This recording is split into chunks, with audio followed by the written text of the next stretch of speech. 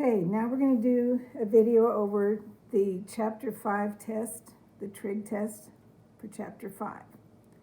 So number 1, a 17-foot ladder is leaning against a wall. The base of the ladder is 10 feet from the base of the building.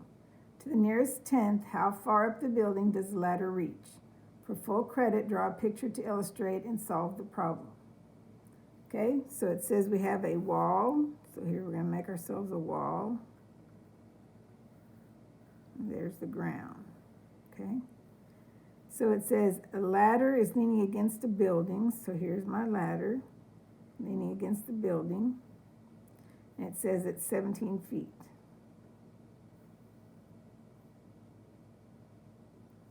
Then the next thing it says is the base of the ladder is 10 feet from the base of the building. So this would be our 10 feet down here. And then it says to the nearest tenth, how far up the building does the ladder reach? So this is what we're looking for is x. So what kind of thing do we have with right triangles that we can use to solve to get x?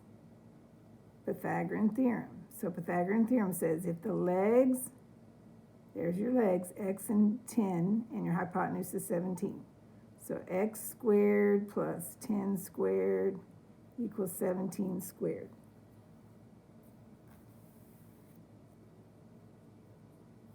So x squared plus 10 squared, so this is going to be minus 100. So we have x squared equals 17 squared minus 100, which I believe is 189. And then it says take it to the nearest tenth, so we still have to take the square root on both sides. Now when I take the square root, this is going to give me x equals plus and minus the square root of 189. Now we still can reduce 189, but we're putting it in the closest tenths place, so we don't have to worry about that. But the plus and minus comes from taking the square root on both sides. So how do we know if it's plus or if it's minus? Well, what is x? X is the length of a side of a triangle, so we know it's got to be the positive. So we put it into our calculators, square root of 189, which gives me approximately 13.7 feet.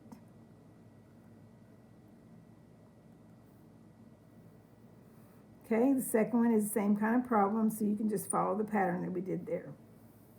All right, the next one says, find all 6 trig function values for an angle theta in standard position having the terminal side going through the point -5, 3. So we're going to have a coordinate plane. And we're going to have negative 1, 2, 3, 4, 5, -5, and 1, 2, 3. So it says it wants us to go through that point. So we're going to drop our perpendicular.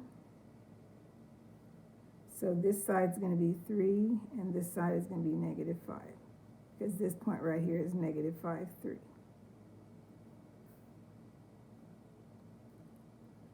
Now, once again, for us to find the 6 trig functions, we're going to have the hypotenuse. The hypotenuse is opposite the 90-degree angle. So our hypotenuse, we're going to let be h. So now I have to use Pythagorean theorem again. So I have 3 squared plus -5 squared equals h squared. So now we have 9 plus negative times negative is going to give us positive 25 equals h squared. 25 and 9 added together gives me 34 equals h squared. And again, we take the square root on both sides. So I get h equals plus and minus the square root of 34. But we know when we put it in the problem, we're just going to use the positive square root of 34. Now, we know that sine from SOHCAHTOA,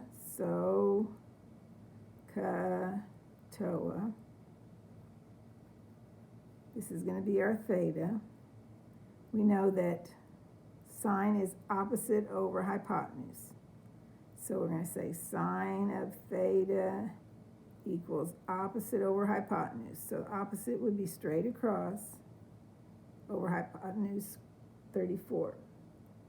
So we have opposite, which is 3, over hypotenuse square root of 34. But we know we can't leave a square root in the bottom of a fraction, so we have multiplying by its square root of 34 in the numerator and the denominator. So this gives me 3 square roots of 34 over 34. Now, while I'm at it, it makes it easier to find cosecant if you go back to this step right here. Sine being 3 over square root of 34, because cosecant is sine's reciprocal, so this is easier to flip than this is over here. So we're going to get cosecant is the square root of 34 over 3. So that gives us 2 of them. So now we're going to go ahead and find cosine of theta. So cosine is adjacent over hypotenuse. So adjacent is going to be next to, so that's negative 5 over square root of 34. But again, we have to rationalize like we did with the other one. And that gives us negative 5 square roots of 34 over 34 for cosine. But again, like we did with sine, if we go back to this stage right here of cosine, then we can find the secant. So secant theta is going to be what? The square root of 34 over negative 5.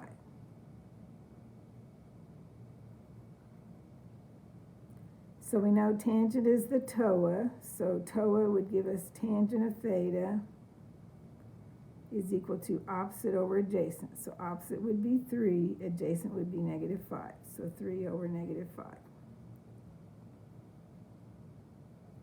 Now we're looking for cotangent. Again, it's a reciprocal function. So reciprocal of 3 over negative 5 is going to give me negative 5 over 3. So now I have all 6. 1, 2, 3, 4, 5, 6.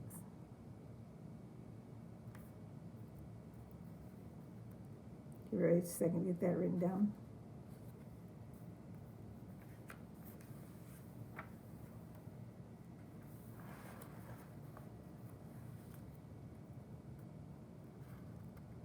Okay, the next part's going to use SOHCAHTOA and reciprocals again.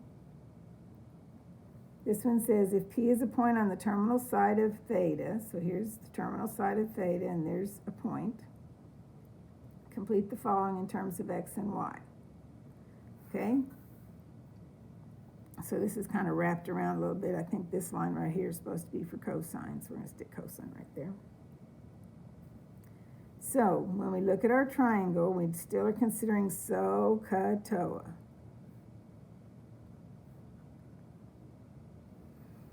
So the sine is first. Sine is opposite over hypotenuse. So opposite would be y. Hypotenuse is r. So y over r.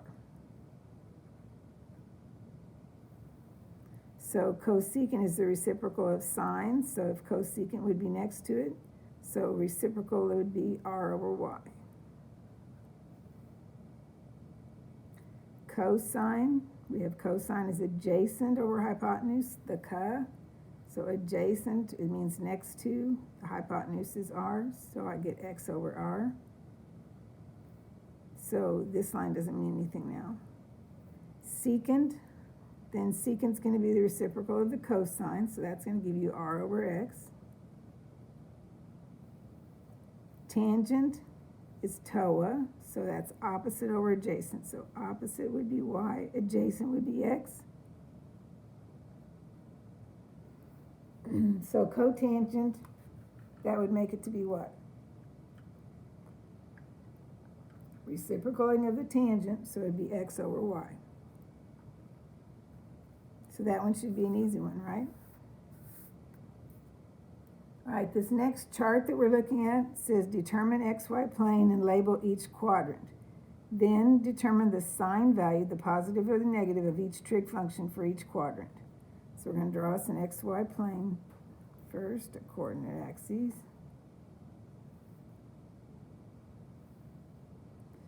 Then it says label each quadrant, so this would be quadrant 1, quadrant 2, quadrant 3, and quadrant 4.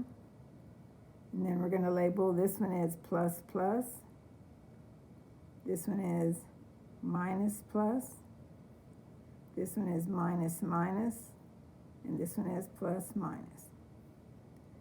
Now we also know that within the unit circle, we're going to have the cosine is the x and the sine is the y.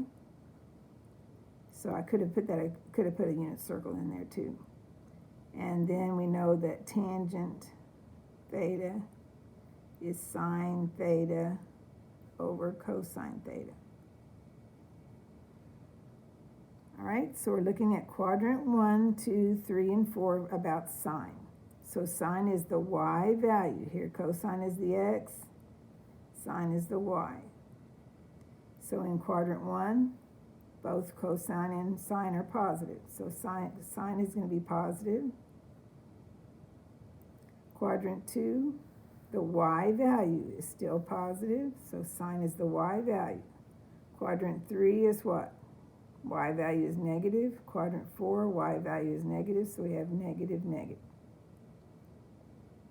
Now you guys try cosine. Cosine is the x value. So go around and pick off the x value and see what you get, and then I'll write it up here together.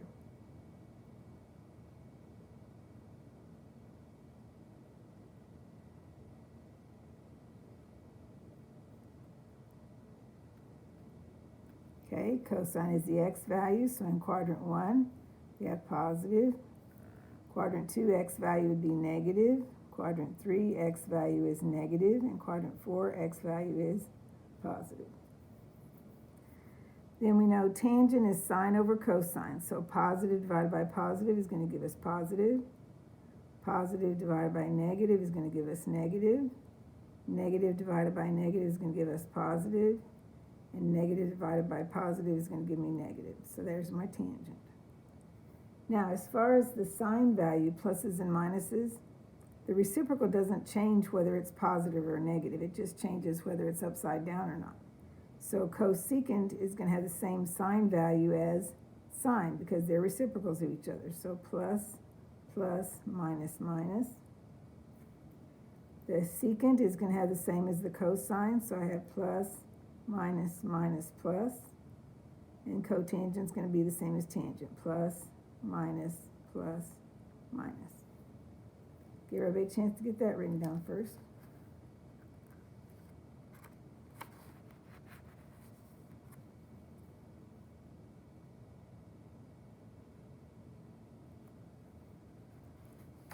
Okay.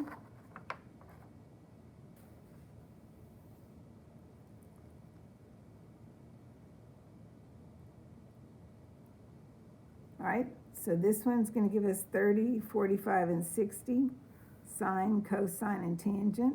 So we're trying to find out those. Now, there's two ways that we can do it. One way is to use the triangles, label the triangles. Another way is to go to the unit circle. So whichever way is easier for you. So this would be my 30, this would be my 60, this is my 90. So this would be my 1, 2, square roots of 3. And this one, this is my 90, this is 45, and this is 45. So I have 1, square roots of 2. So we still also have so, ka, toa. So if we're looking for 30 degrees, here's 30 degrees. Sine is opposite over hypotenuse. So opposite over hypotenuse would be 1/2.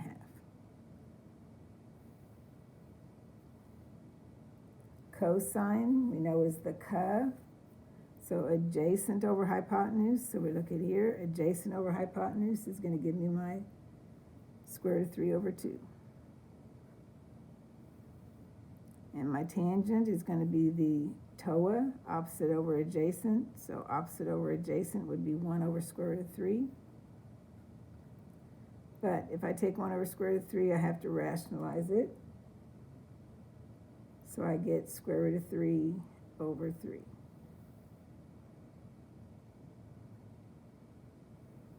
Now, I just want to point out on the unit circle. So if I was using the unit circle for 30 degrees, I know the unit circle 30 degrees is right here. I know that the coordinate that goes with it is square root of 3 over 2 comma 1/2. So we know that the x is the cosine, the y is the sine. So see how here, square root of 3 over 2 gave you the cosine, and 1/2 gave you the sine. So if you know the unit circle, then you should be able to pull these things off the unit circle as well. 45 degrees. Now, in unit circle, 45 degrees is easy because we know 45 degrees is square root of 2 over 2, square root of 2 over 2. So that gives us the sine and the cosine, both of them being square root of 2 over 2.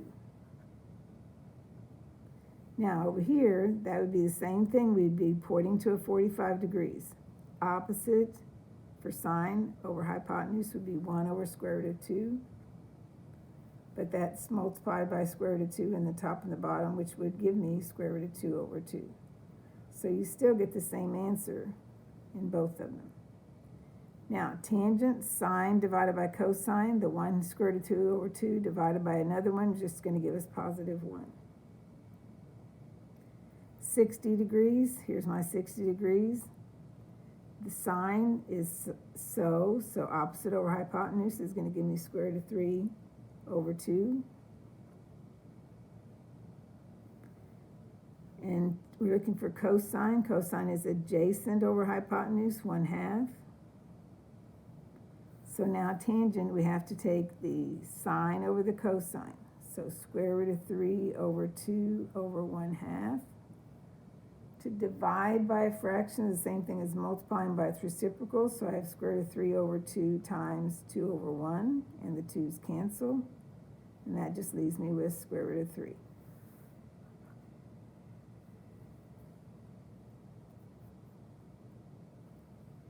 Give her a chance to catch up to that point.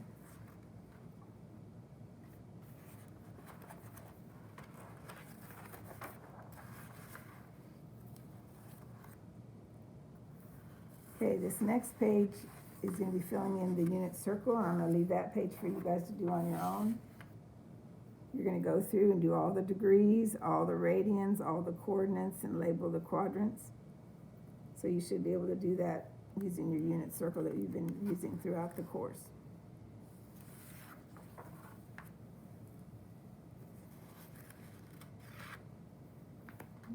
Looks like this page is messed up. So I'm going to take this off and put in just some regular paper, and then we'll work some of them out.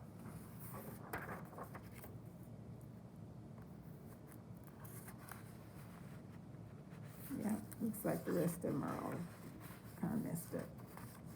That's what you get with technology, right? All right, so we're going to look at finding the exact value of a trig function. So this is 8a. You all should have the copy of the review there so that you can see the review. So if I want to find cosine of pi over 6, I go to my unit circle, and my pi over 6 is right here. So this is going to give me square root of 3 over 2 comma 1/2. If you know the unit circle, then you know the coordinate points, right? Cosine is positive, so it's in the first quadrant here. And we have the cosine is the x value, so we're going to get square root of 3 over 2. Okay, sine is pi over 2. So sine of pi over 2, we go to the unit circle again. Pi over 2 is up here, so we know that point is 0, 1. So we have sine being the y value, so we know our answer is going to be positive 1. Okay, this one was B. I'm going to skip a few of them to leave you guys something to do as well. So D is secant pi over 4. So we go to the unit circle. Pi over 4 is square root of 2 over 2, square root of 2 over 2. Secant is the reciprocal of the cosine, so I pick off the cosine. This time it doesn't matter because they're both the same, right? I pick off the cosine and I reciprocal it. So I get 2 over square root of 2. Because secant is the reciprocal of the cosine. So this is the cosine, so this would be the secant. Now we can't leave secant like that, right? So we have to multiply by square root of 2 in the numerator and square root of 2 in the denominator. It's called rationalizing the denominator. So I get 2 square roots of 2 over square root of 2 times square root of 2 is square root of 4, which gives me 2, and then the 2's cancel. So I get square root of 2. So secant of pi over 4 is square root of 2.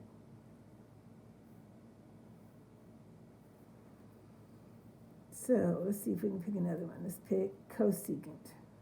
So this is h. Cosecant of 4 pi over 3. So we go to our unit circle and find out where 4 pi over 3 is. So this would be 3 pi over 3, so this would be 4 pi over 3. So our ordered pair is negative 1/2, negative square root of 3 over 2. So we have to find out what cosecant is. So cosecant is the reciprocal of the sine. So we're going to take the sine and we're going to flip it over. So it's going to be negative 2 over square root of 3. But we can't leave our square root of 3 like that. So we have to take and rationalize square root of 3, square root of 3, which gives me negative 2 square roots of 3 over square root of 9, which is 3. Okay? So that takes you through section with number 8. So now we're going to look and see a few of these others that are going to be from section 9. So it gives us a little different format, but it's something that is straightforward that we should understand. So pi over 2 to pi, and we're looking sine theta equaling 1/2. So the first thing we're going to do again is look at the unit circle. So where is pi over 2 to pi? Well, we know this is 0, pi over 2, pi, 3 pi over 2, and 2 pi. So pi over 2 to pi is going to be second quadrant then, right? So all we do is we go to the second quadrant and we find out which angle makes sine be a 1/2. So if we look right here, 5 pi over 6, the ordered pair is negative square root of 3 over 2, comma, 1/2, right? So there's my sine being 1/2 at 5 pi over 6, and that's what we want it to be, sine to be a positive 1/2. Okay, let's try another one. Pi to 3 pi over 2, sine of theta equals a negative square root of 3 over 2. So if again we're looking into our unit circle up here, we have 2 pi to 3 pi over 2 would be quadrant 3. So if we're looking where quadrant 3, sine is a negative square root of 3 over 2. So we know that it's going to be negative square root of 3 over 2 for sine would be that 4 pi over 3. So you can check it at 4 pi over 3, the ordered pair is negative 1/2, negative square root of 3 over 2. So sine is the y value, so there the y values match.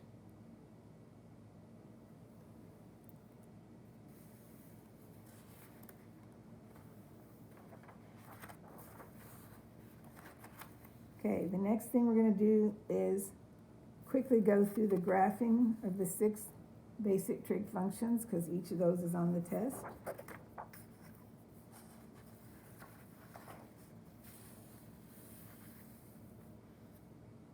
So we have y equals, for number 10, y equals sine x.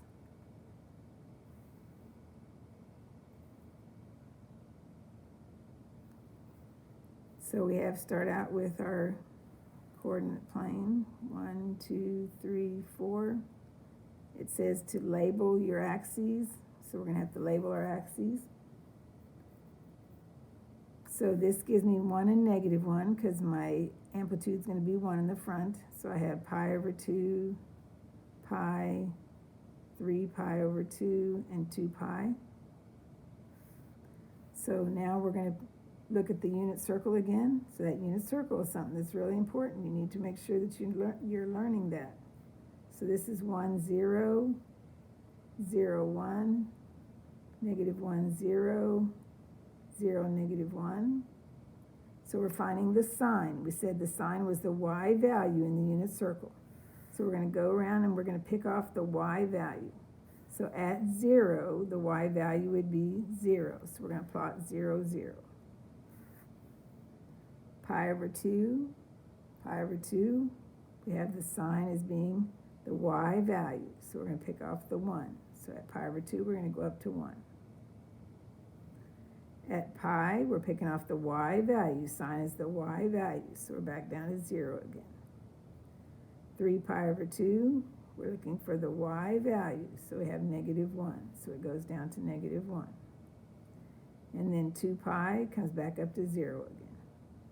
So then I curve in. This would be 1 complete rotation. So it also says to state your period and your amplitude. So my amplitude is going to be 1, because it's an understood 1 in front of the sign. And my period is going to be 2 pi. Okay, the second one we're doing is y equals cosecant x. So we're still using this same circle up here, right? So y equals cosecant x is going to be 1 over sine x. So we're going to take the same coordinate plane and write it out.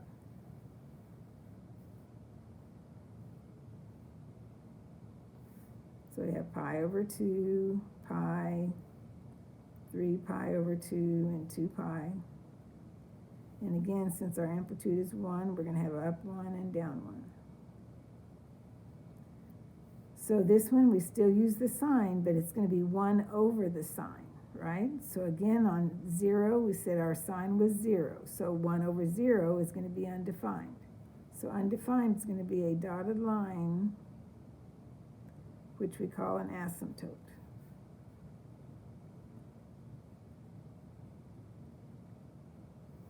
Hope I didn't get in the middle of my graph, but I probably did.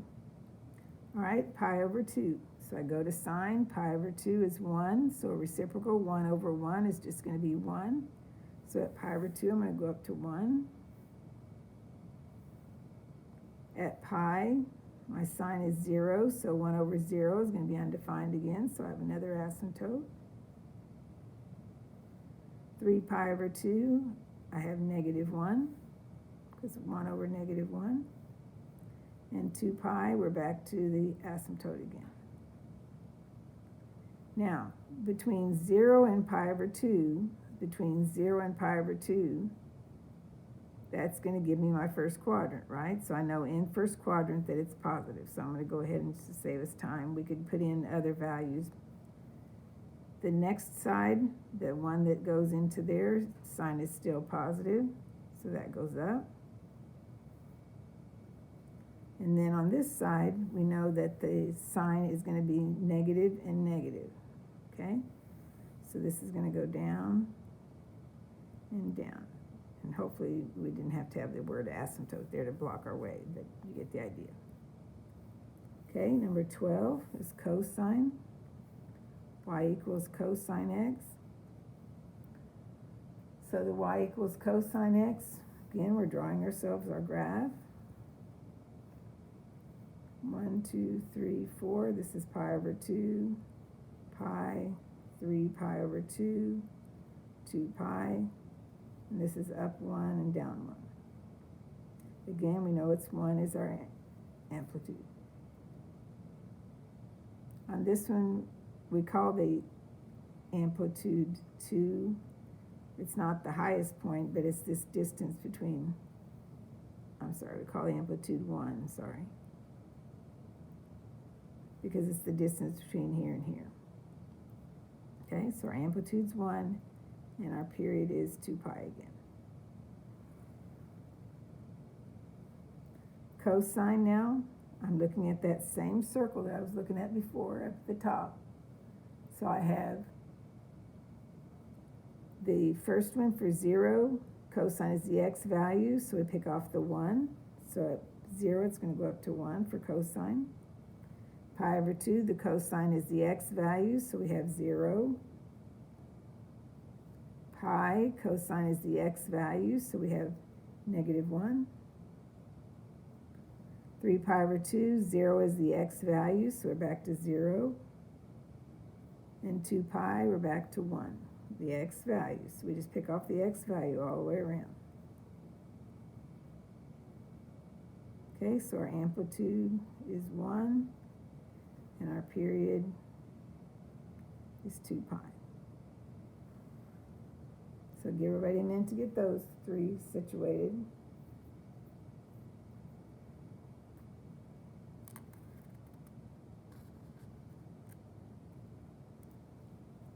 Okay.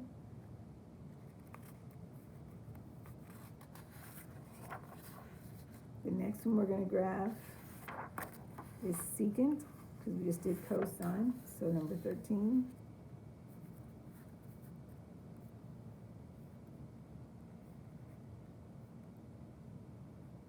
So secant we're going to write as 1 over cosine x. Now again, we've got to draw ourselves a little unit circle. 1, 0, 0, 1, negative 1, 0, 0, negative 1. So we know cosine is the x, sine is the y. So we're going to draw our graph. 1, 2, 3, 4. Pi over 2, pi, 3 pi over 2, and 2 pi. Sometimes the more often you say it out loud, the easier it is to remember. So when you're writing them up, say them out loud. So the first one is 0, so I go to 0, and I see that cosine is 1. So I have 1 over 1, so I know that it's going to go up to 1. Pi over 2, so this is pi over 2. Cosine is 0, so I know that 1 over 0 is going to be undefined, so I'm going to have an asymptote. Pi, I have 1 over negative 1, so that's going to give me negative 1. 3 pi over 2 is going to give me cosine is 0, so 1 over 0 is going to give me another asymptote. And 2 pi, cosine is 1, so 1 over 1 is going to give me up 1. So this is quadrant 1. So quadrant 1, cosine is positive, so 1 over a positive is still going to be positive, so it's going to go up. Quadrant 2 and quadrant 3, quadrant 2 and quadrant 3, cosine is negative. So quadrant 2 and quadrant 3, we know it's going to go down, down. And quadrant 4, cosine is positive again, so it goes back up. Do you get the idea? Okay, number 14 is tangent.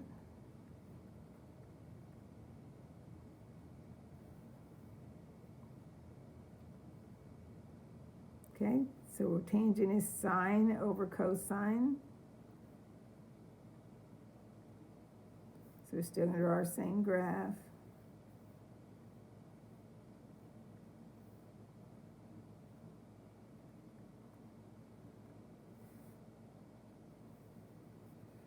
So I look up here at my chart. I'm looking at 0. Let me label these pi over 2, pi, 3 pi over 2, and 2 pi.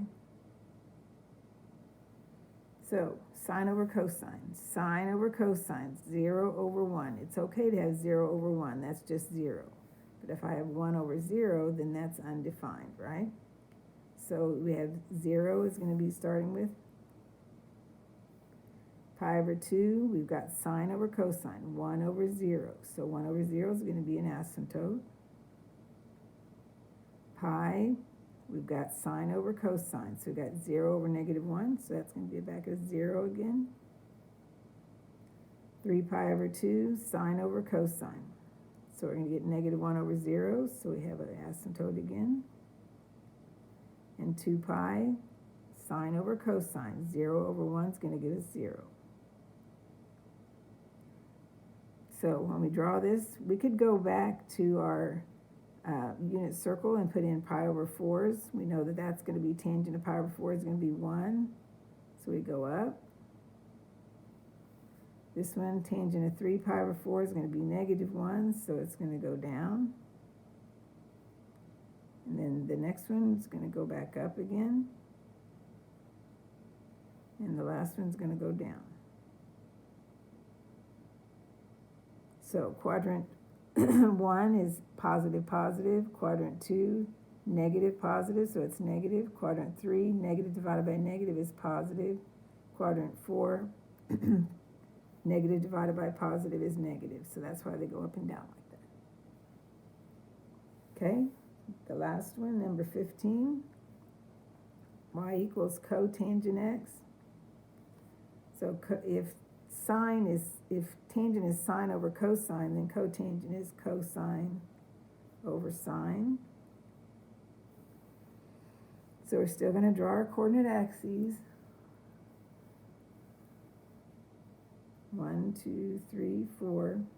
So I get pi over 2, pi, 3 pi over 2, and 2 pi. So I have 1 and negative 1. So this time I'm doing cosine over sine. So I go back to my little circle. Cosine over sine is going to be 1 over 0. So it starts with an asymptote this time. Pi over 2, cosine over sine, 0 over 1 is going to give me 0. Pi, cosine over sine is going to give me negative 1 over 0, which would be an asymptote again. 3 pi over 2, cosine over sine is going to give me 0 over negative 1, which is 0. And then again, another asymptote at 2 pi. So quadrant 1, 2, 3, 4. So quadrant 1, if this is pi over 4, then we know it's going to do what? It's going to go up. So we're going to start going up first. Quadrant 2 then gives you negative positive, so it's going to come down. And quadrant 3 is negative, negative, so it's going to go up. And then this is going to go down. So now you've got your cotangent, right? So give everybody a chance to get to that point first.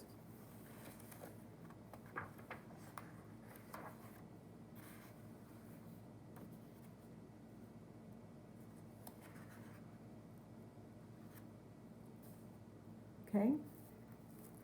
The last page is graphing with amplitudes and periods.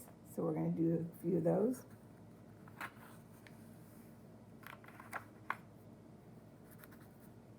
Number 16a. Now we're not going to do all of them because I think after you see a few, you guys should be able to try them. So I get y equals sine 1/4 x. So we have y equals a sine bx, where a is going to be the amplitude and b is going to affect the period. So 2 pi divided by b is going to be the period. Now it doesn't matter what variables we use for here, a and b or a and k or whatever you want to use. Just remember that it's 2 pi over that number, that b, to give you the period for the sine, because sine is 2 pi. So first thing it asks us for is the amplitude in the period. So our amplitude is going to be 1. But our period is going to be 2 pi divided by 1/4.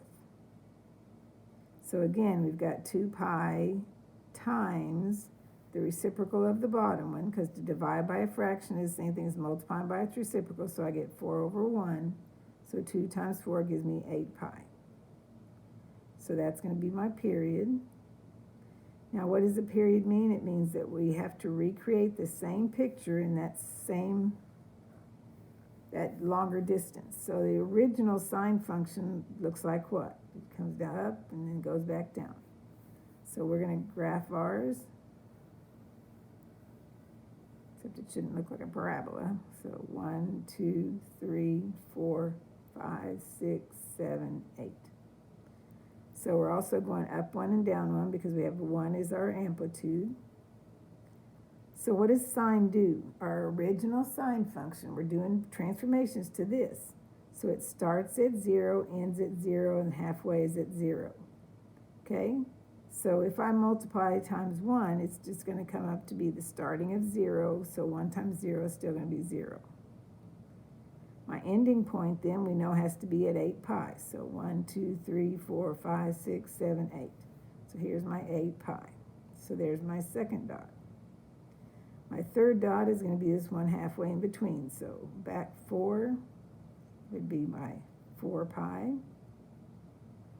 Now, what happens between the first two zeros dots? This goes up to its maximum. Now, if this had been a negative 1, then it would have plopped down to be down here. So we're going to find our halfway in between to get our maximum. So our amplitude is still 1. So it's going to come up to 1. And halfway through here, it's still going to go down to its minimum. So we get negative 1. So we graph our graph. Now, it looks like the sine function, the same thing as the sine function. The only difference is now that you've labeled these things. So this should be 2 pi, and this should be 6 pi. All right, that one had a change in period. Now let's have one that has a change in amplitude. So 16b says y equals negative 2 cosine x. So now my b is 1 and my a is negative 2. So what a negative 2 says is I go up to 2, but then the negative causes me to flip back down. So I'm going to start with my regular cosine graph. Looks like this.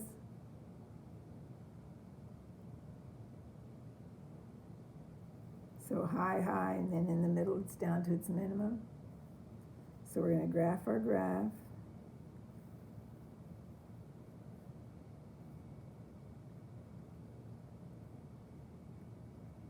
Now we have to tell our amplitude and period. So our amplitude this time is going to be the absolute value of negative 2 equals 2. Now the reason why I write that is reminding myself that it's a negative 2, so I know to flip it when it comes time to flip it. So my period for cosine is 2 pi divided by b, but if you look right here, my b is a 1. So we just have 2 pi divided by 1, which is 2 pi. So there's my period, and there's my amplitude. So I go to my original graph. It normally goes up to its maximum at the beginning and at the end. So here I have to get my 1, 2, 3, 4 is my 2 pi. My pi over 2, 3 pi over 2.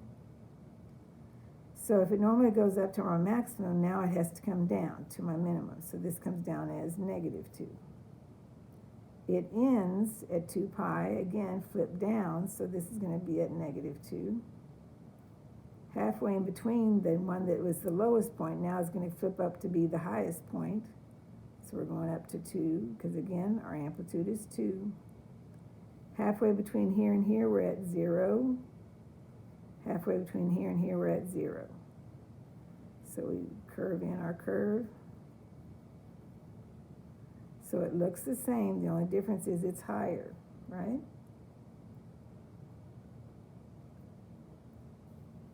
So I'm going to leave it like that, and then tomorrow I'll also upload the key so you can check your final answers before you take the test on Thursday.